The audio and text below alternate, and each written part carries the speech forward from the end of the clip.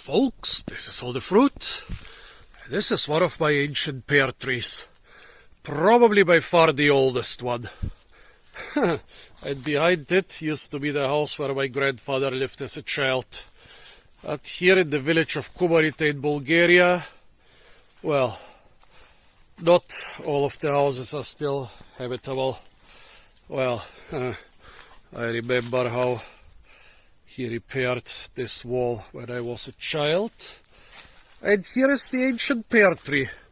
Quite a strange old variety. By the way, it doesn't look like much. It looks like it's less than 50 centimeters thick. But I always remember it that thick, and I remember it since about 40 years. And my grandfather always talked of it as a very old tree. So I guess even when he was young, the tree was quite big.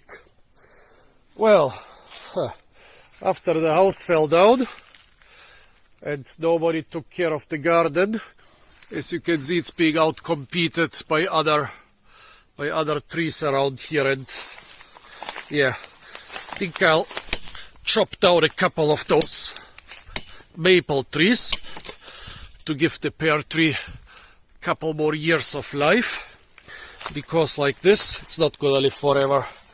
Right next to our old well, somebody poisoned the underground stream coming down this hill, and actually for a couple years there was poisonous water coming out of this well. Funny enough, the pear tree survived this. A lot of the weeds down here, there was a trail of dry weeds right where the water was flowing. Certain sign that it was poisoned. But the pear tree growing right next to the well survived this. Yeah, also about 20 years ago some hunter built some stairs to go up the tree. Yeah, it is not a very vertical tree.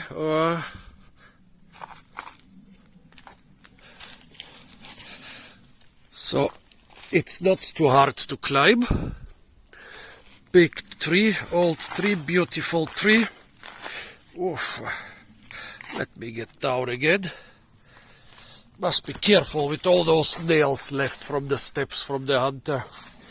Pity I cannot save it long term. Not here often enough.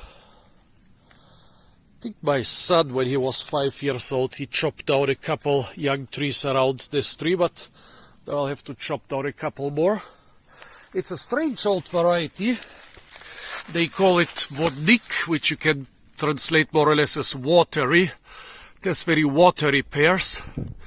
There are a couple up there, but they are not ripe, so no need to harvest them now. I don't know, I guess they were not too good to eat. I wonder if they had this variety for using them for brandy or maybe for fruit juice. My grandparents made a lot of fruit juice, but I don't know if it was traditional like 150 or 200 years ago here. Pity, yeah, beautiful tree, but it's already too far gone to save it long term. When I chop down a couple of those young maples and other things, I'll give it a couple more years. Pity, I wanted to show you a couple other things in the garden. Right next to the house, there was a cherry plum, from which you could make cherry plum nectar, which tasted like apricots, because here in the mountains apricots were a rarity. This cherry plum was something really special. I mean, there are millions of cherry plums around here, and my grandfather came and picked the one next to his old house, even though he lived in a different city. Pity, but at least the ancient pear tree is still surviving.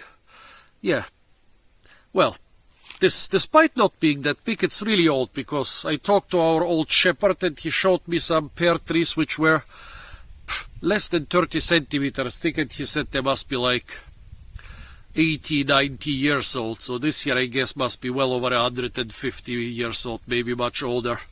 So folks, this was my ancient pear tree. Stay tuned for a lot more fruit videos from the beautiful and fruit-rich village of Kumarite. And of course, don't forget to like, share, comment and subscribe.